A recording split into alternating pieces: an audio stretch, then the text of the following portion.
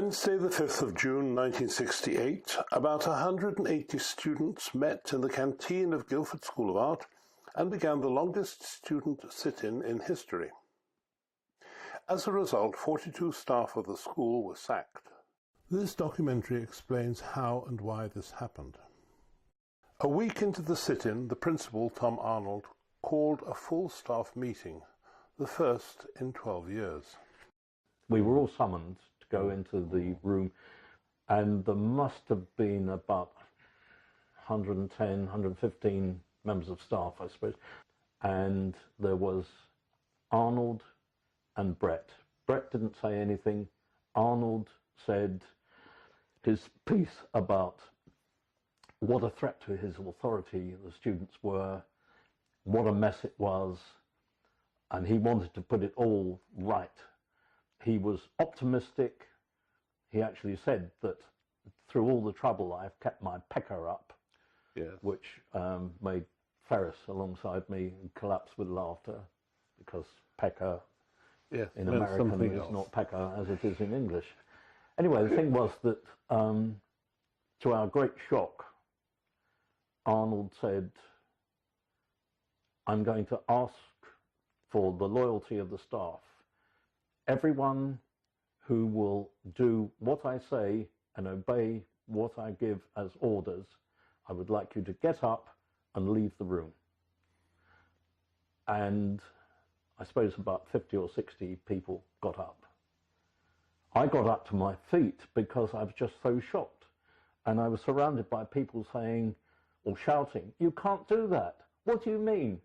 This is not, you know." Yeah. I mean, there was a mixture of fear and outrage at what he'd just done, because he had divided the staff by making an unfair demand. This attempt at coercion transformed the sit-in from a meeting of students worried about rumours of major changes to their courses to a fight for the jobs of the dismissed staff and the soul of what had been once a great art school. In the 50s, Guildford School of Art had become a world leader. Under a new principal, Dudley Holland, with Aoife Thomas as head of photography, the college became famous internationally. Thomas was an inspiring photographer with an instinct for poetry and immense energy. He was always prepared to contribute to, and frequently dominate, the weekly criticism sessions which Holland held. He instituted a creative rigour which his students learned and which informed their approaches when they in turn became photographers or taught photography. His discipline so affected his students that they passed the habit on, with more experienced students informally mentoring the more recent ones. Thomas also wrote articles on photography, and his critical approach persisted enough to inspire Peter Turner, who went on to edit Creative Camera in 1969 and who frequently referred to him. Some of his students, Ray Dean, John and Julia Hedgecoe, Jane Bown and Penny Tweedy, later became famous. Jane Bown was famous for her work on The Observer and Penny Tweedy for her work on The Guardian. Thomas's effect can be judged by the way his approach permeated to other schools of art. John Hedgecoe became Professor of Photography at the Royal College of Art, Freddie Cook and Julian Shepherd at the London College of Printing, Tom Buckeridge at Leicester, and Jack Tate at Manchester. Guildford gave me a huge breadth of experience of things. Yes. If you were like that, you could do, as I did with John Cashton, mime, breathing exercises, theoretical no theatres, all sorts of things which were not normal curricula in an art school. The chairman of the Board of Governors, Eddie Barr, ran an advertising agency, Fitch, Sayward and Partners, and knew the value of art schools in general and photography in particular.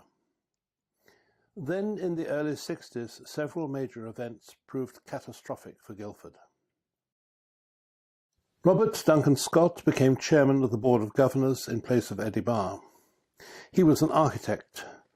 This is his design for the Jay's Fluid Factory. Dudley Holland died in a road accident. Not long afterwards, Aoife Thomas died too. The new chairman appointed a new principal, Alan Coleman, who in turn appointed a new head of photography, Stuart Brisley.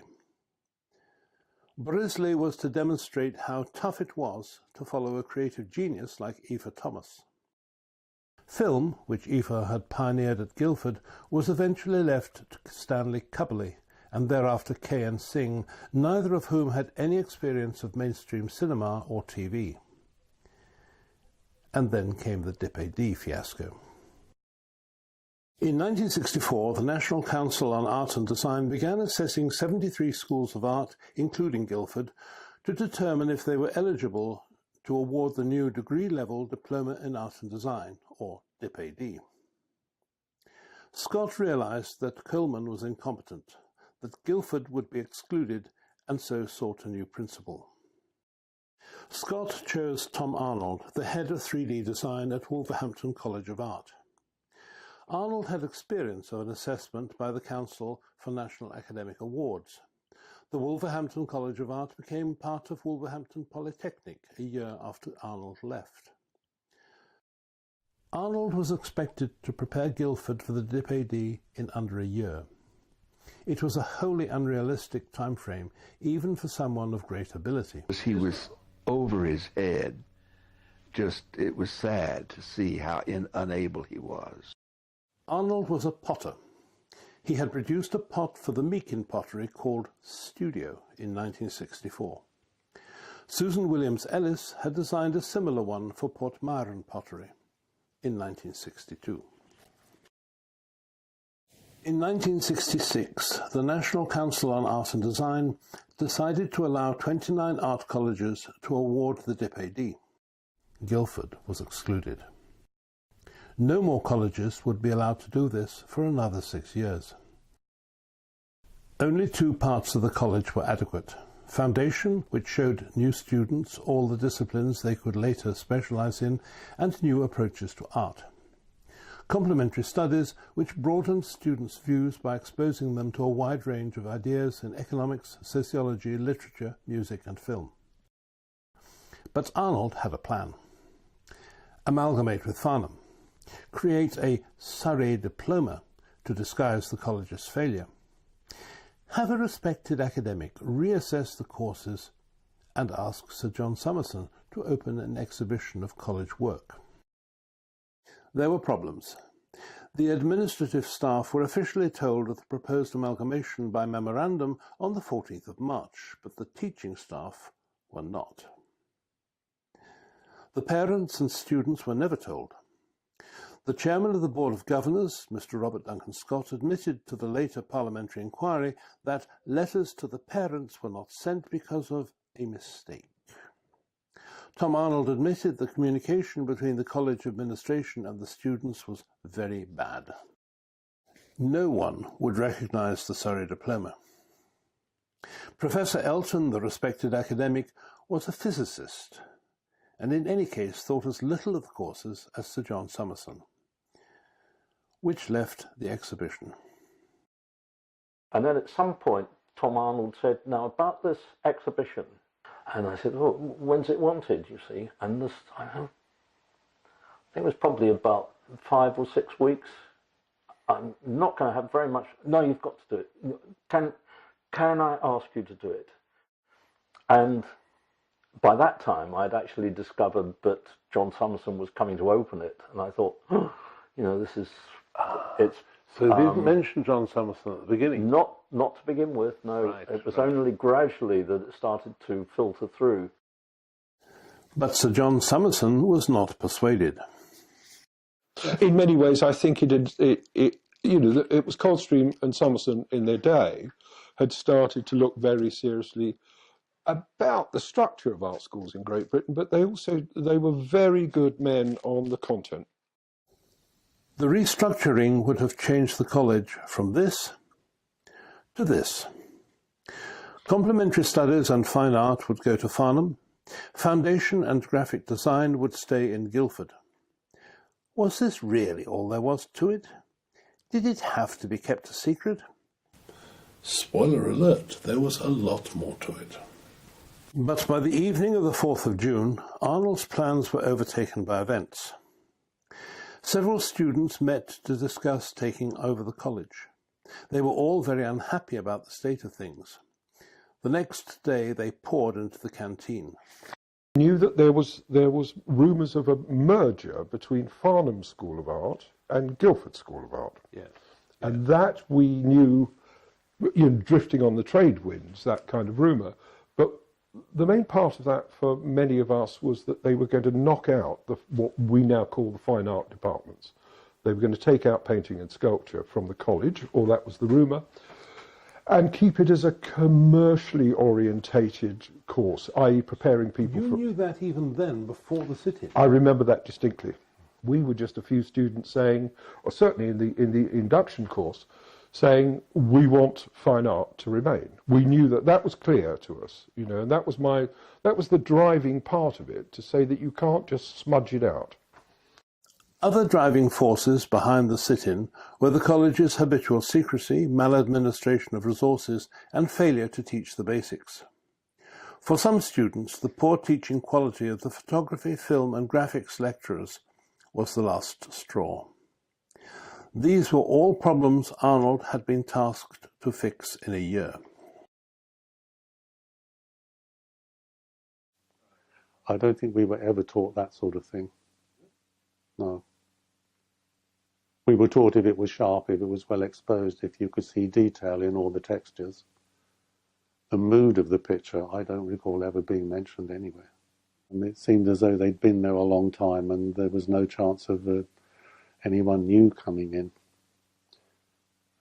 It was disappointing. But in a way, it made you look elsewhere.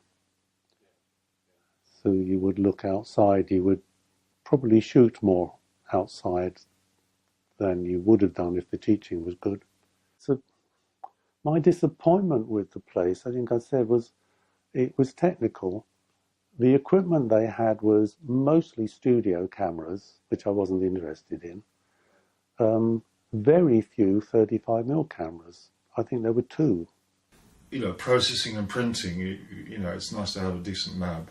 And 30 students, what it was, trying to use to enlarge it. But I remember John Lecky coming round. I had it lit, we had a light there, fell in there, a little bit of reflector there. On 5/4? 5/4. And John Malecki would come round. You'd see him go around the studio, everyone's little setup. And he'd go, And he'd reach up for a reflector on a lamp and move it imperceptibly. He'd move it 2 or 3 millimetres and go, and then move on to the next person. He just went around gently shifting people's lights millimetres. Without any perceptual effect? None that I could see. No communicated effect there? No tuition? No. You learn to... I can't remember any constructive criticism apart from our fellow students. I learned my photography at Guildford not through the staff, because they were commercial photographers and they had no understanding or interest in what I was doing, and I was a fish out of water. I mean, and Guildford only had about 6 fine art books in their library. It was Bulbrandt, Harry Callum, and those 3, and I learnt from them.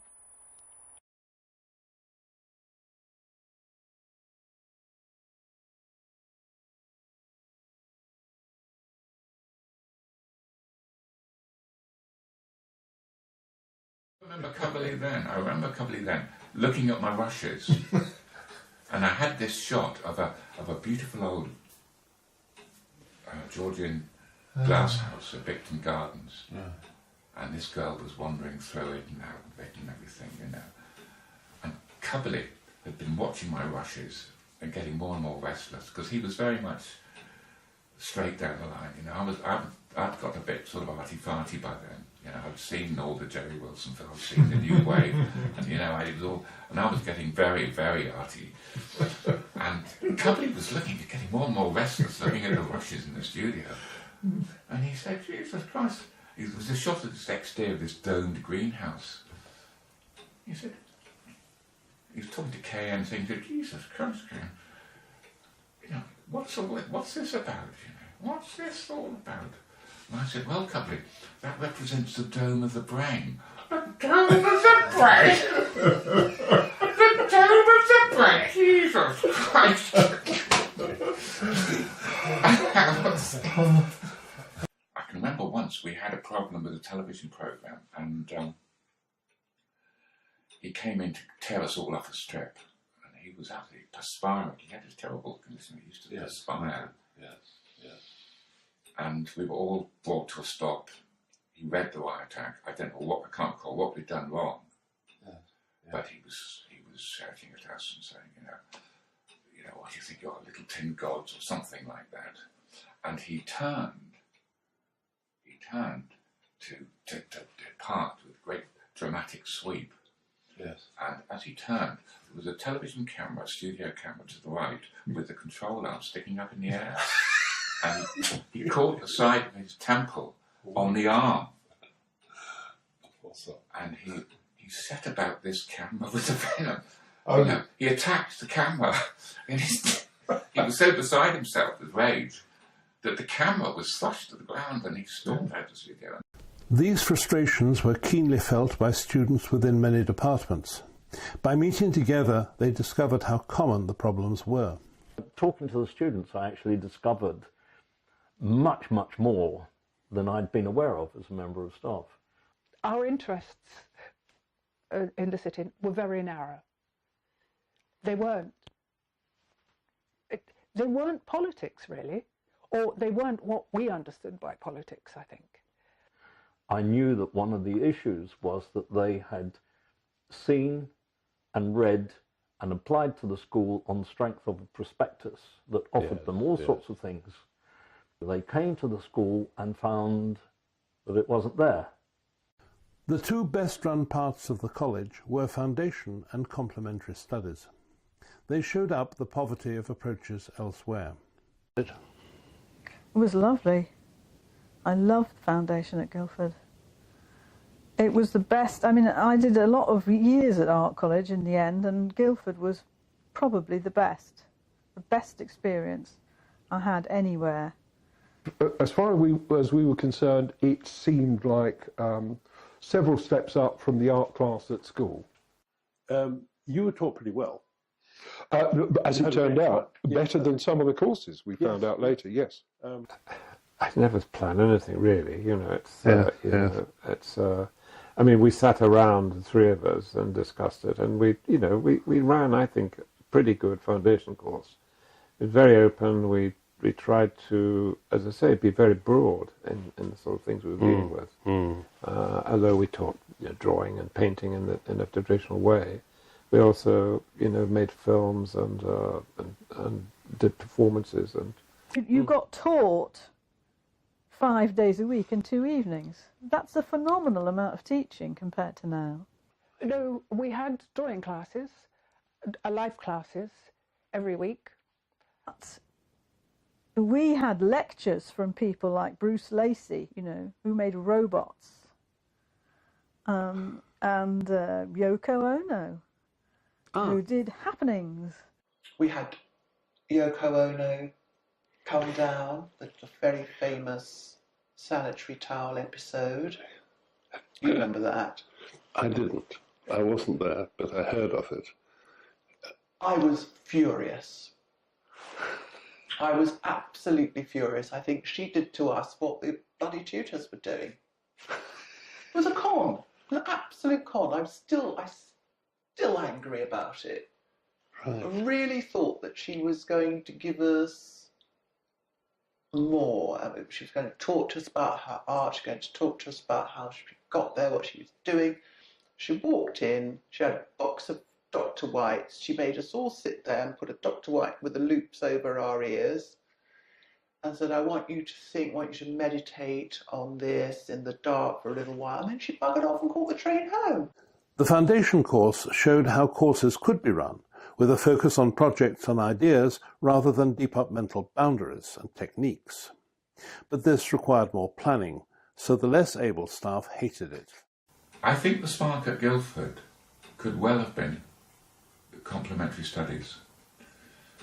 I don't know, but I think there were a lot of really top-class teachers there that got us to open our eyes to things. I remember Michael Stedman saying, you know, sociological teacher, that there were, you know, tremendous inequalities of wealth in the world, you know, which, you know, he would say, you know, even in this country, he would say 5% of the wealth is owned by, 90% of the wealth is owned by 5% of the population. And I think they were very passionate staff, and I think they opened our eyes a lot to things other than photography, what was going on in the wider world. The complementary studies department was different. People took what they were teaching very seriously.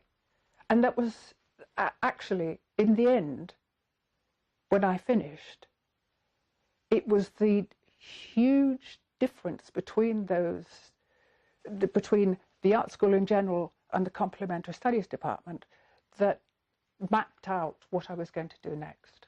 The complementary studies department was under threat.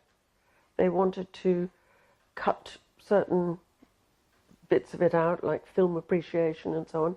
There was that guy, Jerry Wilson, yes, who I thought did a wonderful course. He would show us fantastic films and really provoke us into thinking about what the films were saying and what, you know, what the issues were. And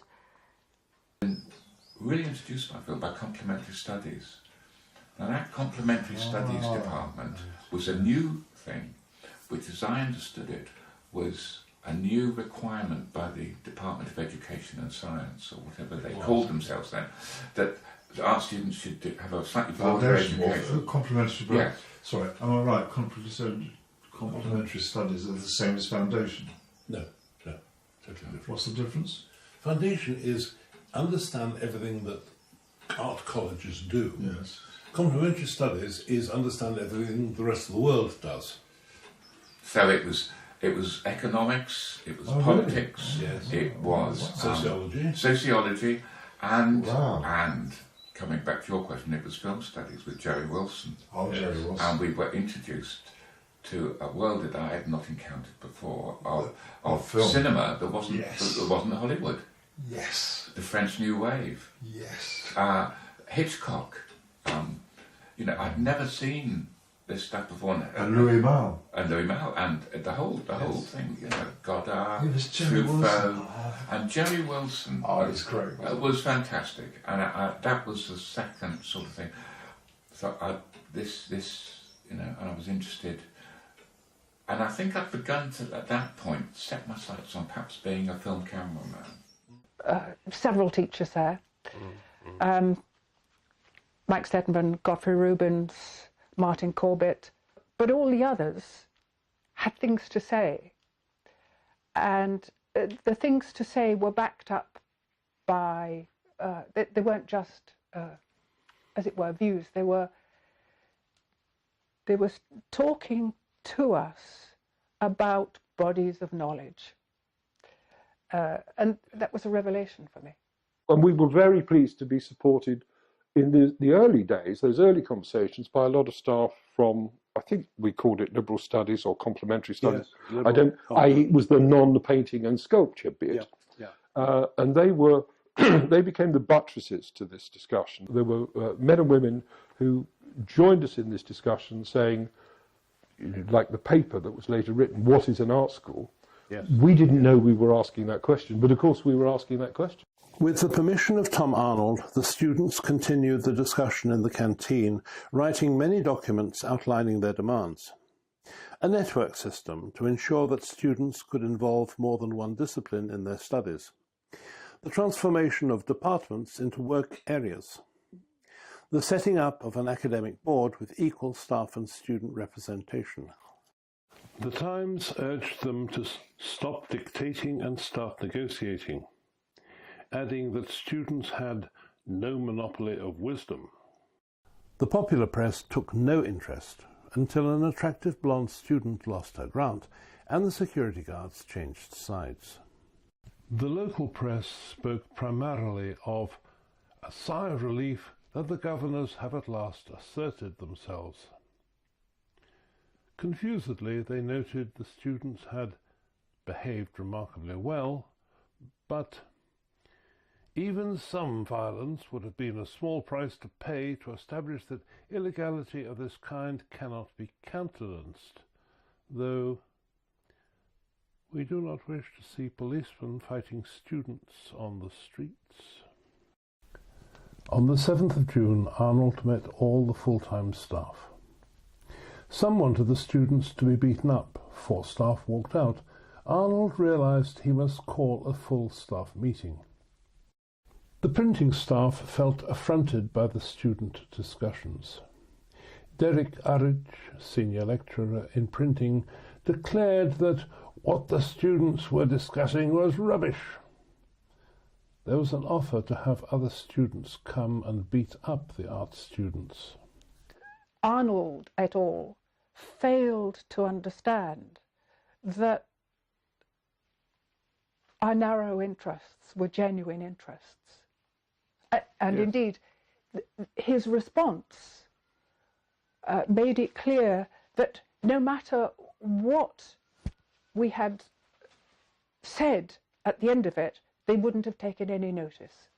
I mean, the first staff meeting, and you immediately divide the staff. I suppose the key point, really, was when the principal did his loyalty test number.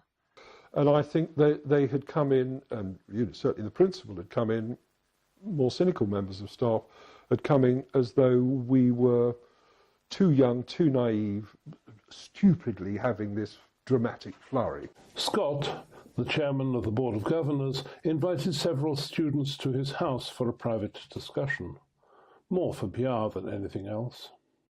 I think the general tone was, can we compromise on this, that and the other? But the governor was behaving in a most odd manner, and so was Arnold at that point. It's as though we were witnessing nervous breakdowns on a corporate scale. What are we doing that's making everyone so rattled? And I remember them, it was just talking gibberish, as though they were on another planet, about what we should do next. Was it the case that they, in fact, were all angling to take top jobs at Farnham when the two schools united? We weren't conscious of that at that meeting, but I think it was later we realised that's exactly what it was. That they were, if they towed the line, then Guildford and Farnham would merge, we would lose our fine art department, the college would lose it forever, as it did. They would, of course, we weren't cynical enough to say it then, but looking back, they were happily going to be ensconced in their long-term jobs, because these weren't part-time staff that ran their own studios and came to engage with students on a one-to-one basis. These were these were the old boys in the system. They hadn't got the nous or the skill to go and work in a decent art school in London. So they had to stick at it. And who else wants them? What are they going to do? Painters and decorators, or butchers. So they stuck in. Again, this is all in retrospect. We realise what we were the victims of. And their big problem that I think began to come out that meeting, but it slowly dawned on us, that if they didn't get this Guildford thing sorted out, their jobs were in trouble. On the 19th of June, a group of parents, unhappy with the turn of events, met Scott. I'm afraid I was brought up by parents who who encouraged us to be stroppy and not to take things lying down. Yes. So your experience with your parents was actually very different, because there was a point where your father, I think, started the parents' support group. Yes. My mother was the on-sec. Surrey County councillors came, which was interesting because bills had started going through County Hall for security guards and for all sorts of things. Interstate security, applications to turn off water, all the sorts of things that were going through County Hall that made some county councillors think, well, what's going on at Guildford School of Art? Why do they want to shut the water off? What? what's happening in the school? What's it mean? What, security guards? What have you got security guards in for? Yes. What's all this? And so two of them came and asked questions.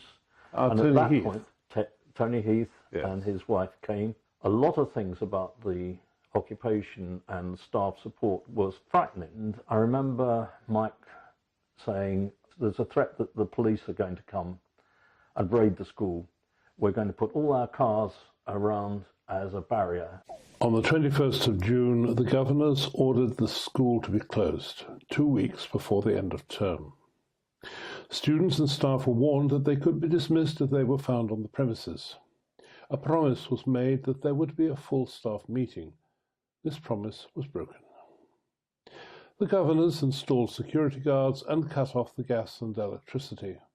The security guards sided with the students and left. On Saturday the 16th, the students locked the building and council representatives shouted at them through a loud hailer to leave by 11:30. Surrey County Council sent 34 letters warning students of consequences if they stayed. They stayed. Questions began to be asked in the House of Commons. On the 5th of July, Arnold and Loyal heads of department visited the school to compile a list of students and staff and deliver an ultimatum demanding they leave.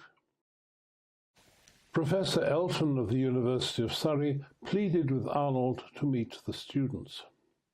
He later claimed that Arnold told him he had been forbidden to do this by Robert Duncan Scott. The students attended the High Court. Surrey County Council asked for a temporary order that they leave the school. The judge, Mr. Justice Chapman, refused because the request had not been made by the entire council. All the councillors were recalled from holiday, so on the 29th of July, the students left the School of Art and moved to the house of a well-wisher, Dorothy Arnold. Then the sackings began. There was a habit of sacking inconvenient staff at Guildford School of Art, dating at least from the time of Coleman. The lady who was running a large part of the sculpture, Billy Hart, was sacked instantly. She was the sculptor that I'd stayed in touch with. And what happened was that there was the beginning of the migration of these lively staff. And when I was offered a couple of days in the graphics department, I thought, great, because I'm teaching in the printing and in the graphics. I can get, because the graphics people never had anything printed. The printing students printed the same old advertisements and typesets year after year. They were fed up with printing the same stuff. They all got the same specimen year after year after year. So I thought, oh, great, design students can design things, printing students can print things. Good exchange. Immediately the head of printing found out. He sacked me. On the 26th of June, the governors had already threatened to sack any member of staff found on the premises. The governors exploited their resources. Why have a big photography department if you cannot use a loyal member of staff to photograph dissident staff? At least 42 members of staff were sacked, of whom 7 were full-time. These were mostly from the complementary studies and fine arts departments, but the foundation and graphics departments were gutted. Not content with sacking inconvenient staff, several cases of vindictiveness were perpetrated by the remaining heads of department and principal of Guildford School of Art.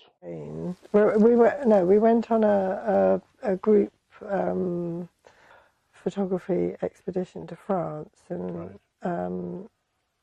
2 of us decided we were going to go down to Spain to take pictures for various reasons. I think we were camping and in France, and I remember checking it out with one of the tutors, I think John Malecki, and he seemed fine about it, I also got to take some pictures of Robert Graves when he was doing a BBC interview. When I came back, we were both told, myself and Lucy, that we were we were in quite a lot of trouble for bunking off. Despite the fact you agreed with John Malecki? Yeah, but you know, he'd had a few drinks. Anyway, then they decided they were going to expel me, and at the end of the sit-in, or at the beginning of the September, the following term, everybody had to be re-interviewed to get back on their courses. And being a stroppy bugger, I had what might be called a slightly sort of fiery interview. So they told me I was not displaying the right attitude, and they told me I couldn't go back to the course. In the last year, you had to do a big project, which was quite a bit of the marks for your final submission. And I said what mine was going to be, and I cannot remember what it was now, but it was a perfectly standard thing. And then the sit-in began, and I thought, this is much more interesting, and this is a real thing. It's a thing the nation is looking at, and I'm in the middle of it.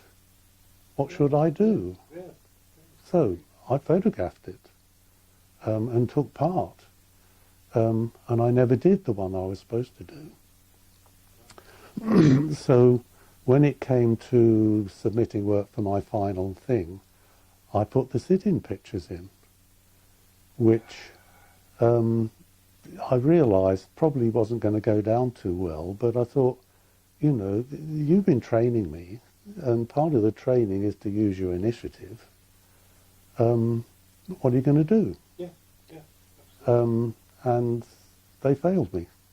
But by then I'd started working for book publishers. And I thought, well, okay, I've got no qualifications, but I've got the pictures. And I know that if I go out and keep seeing people and keep having ideas and keep shooting, then generally I should be okay. I started with a grant at Guildford because your local authority gave you a grant. It's a tiny amount. Within weeks of sitting in, I'd lost my grant. When my grant was refused, the term quasi-communist was used. I remember being called to the office, and after that my social services grant was withdrawn. I hitchhiked to Aldershot, which was the head of the social service, which is the headquarters of social services, and demanded it back, and they gave it back to me. I know that Pete did have a problem going to America. Pete Turner? No, Pete Cartwright. He wasn't allowed in. Oh, really? No, wouldn't let him in. My God. Because of his record as being a so-called activist. And, well, she was instantly dismissed, summoned to the office, given no reason at all. I got the prospectus of the school, and I noticed similar names, Board of Governors, the same as Guildford School of Art.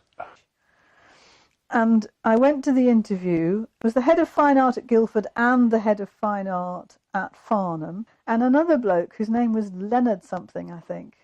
And then this Leonard character said to me, if I was to offer you space to work in my studio with me, on condition that you crawled up the stairs to my studio on your hands and knees, what would you say?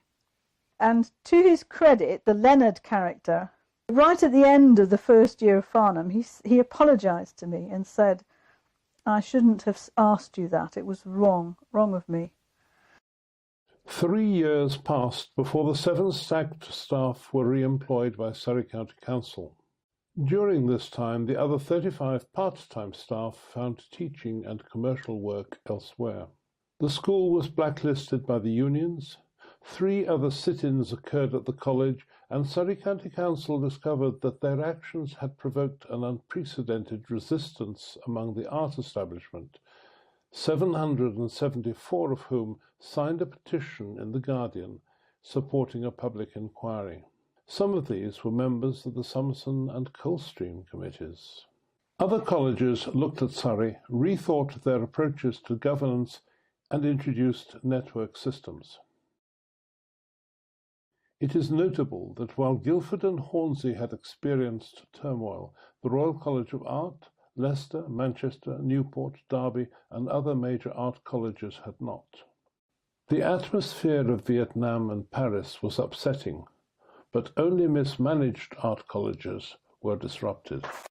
The Summerson and Coldstream Committee drafted new proposals for the DIP-AD, and the Department for Education and Science issued Circular 770 requiring student representation. Gradually, Surrey County Council realised the unwisdom of diktat, the value of discussion, and the need to manage the amalgamation with more care. Arnold changed the name of the school to Guildford College of Design. Surrey County Council then changed it back. They thought better of allowing James Hockey of Farnham to retire as planned and persuaded him to stay on until 1971. Guildford School of Art could not offer DIP-ADs because it was unapproved, yet Farnham could grant a DIP-AD in fine art. Arnold claimed that a DIP-AD was more suited to fine art students than others, yet claimed that 3D design was somehow better suited to Farnham's DIP-AD structure. In a letter to the Surrey Advertiser, a Lieutenant Commander Kennett MBE accused him of being transparently evasive. The quality of the courses remained questionable. The new complementary studies team was inspected and found to be weak. The film department students boycotted classes, and the head, Stanley Cubberley, was given special leave by the authority to consider his position. The Commons Select Committee on Education held an inquiry which revealed that the meeting in which Arnold gave his ultimatum to staff was not, as he claimed, held because of the emergency of the sit-in, but had been agreed by the governors days before. John Lennon and Yoko Ono opened the Guildford -40 exhibition of work by the dismissed staff and guaranteed much press coverage. The BBC broadcast a Cause for Concern programme featuring John Cashton. While the majority of the press supported the students or remained neutral, the Surrey Advertiser supported Arnold and declared that the rebels' avowed object was to destroy his authority. Perhaps unaware of the irony, it declared that the teacher in further education should be able to work in an atmosphere of intellectual freedom. When the Commons Select Committee on Education took evidence in Guildford, the clerk to Surrey County Council shouted at a witness not to reply to a question about the employment of security guards at Guildford School of Art. The Surrey Advertiser refused to print the question. In November 1970, the Surrey Advertiser referred to notions of student representation in Department of Education and Science Circular 770 as nonsensical, and were duly reprimanded by Kennett, who referred to the utter moral cowardice of those in authority who, having made a series of blunders, refused to accept responsibility. In July 1971, the new Education Secretary, Margaret Thatcher, allowed polytechnics to offer DIP-AD courses. At this point, Surrey County Council understood it risked losing any opportunity to apply for further DIP-AD recognition, given the support of the Summerson and Coldstream Committee members for the sacked staff. It settled 2 days later. Tom Arnold had two heads of department who were both loyal to him and were competent artists in their own right. Claude Smale persistently and privately attempted to reconcile the two sides. Fred Lammers, the Austrian who flew in the Battle of Britain for the RAF, was a tutor who is known to have helped many students. Walter Nürnberg, despite being condemned by many students for his collaboration with Arnold, managed by competence and determination eventually to win them over. Several of the Guildford School of Art students and staff published. John Cashton, Jerry Wilson, Godfrey Rubens, Jack Milroy, Keith Reeves, John Walmsley, Joy and Jack Tate published the definitive book on the Aoife Thomas period, and Paddy got his latest book out.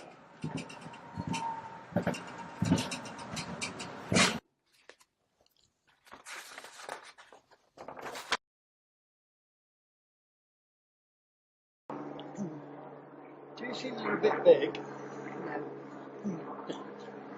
It holds out perfectly. Surrey County Council had a potential gem in Guildford School of Art. They treated the dissident staff and students like the inmates of an open prison.